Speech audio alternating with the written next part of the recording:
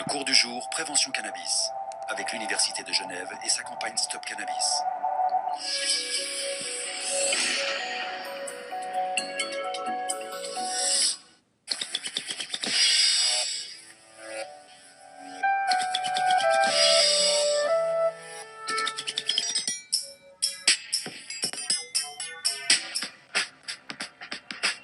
Quand on vous dit cannabis, vous pensez rapidement joint, drogue et interdiction.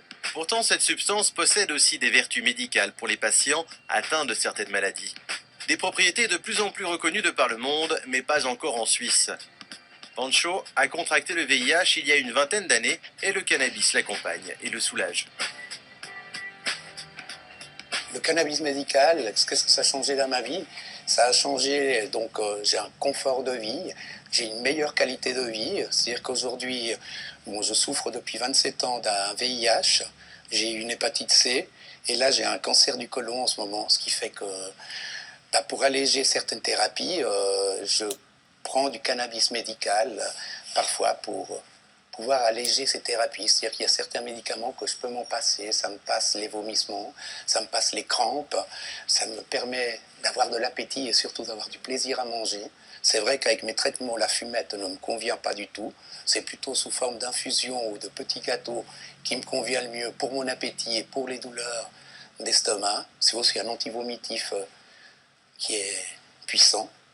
Donc je veux dire, au niveau de la qualité de vie, c'est vrai que j'ai une meilleure qualité de vie. Ça va peut-être pas me soigner, mais au jour le jour, je vis mieux.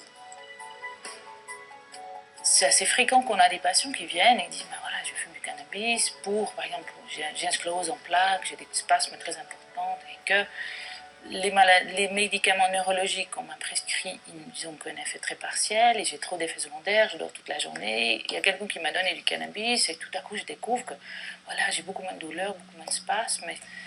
Et à ces gens-là, le problème est souvent qu'ils fument, donc, et qu'on essaie d'aborder la question de la fumée.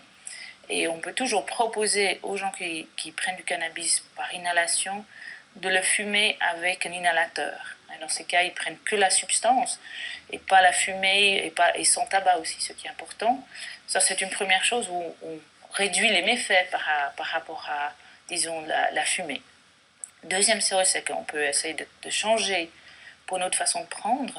Par exemple, prendre le cannabis sous forme tisane ou en gâteau. La troisième chose qu'on peut faire, c'est de proposer de cannabis de l'État, de dronabinol solution huileuse avec une autorisation spéciale pour de l'Office fédéral de santé publique, mais c'est extrêmement cher, souvent pas remboursé par les caisses maladie, donc souvent refusé.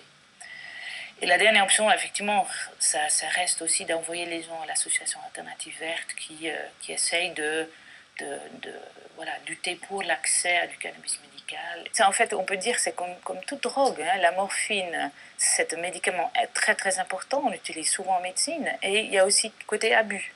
Donc pour quasiment toute substance, on a toujours ces deux côtés. Donc effectivement, le cannabis n'est pas différent des autres substances par rapport à ça.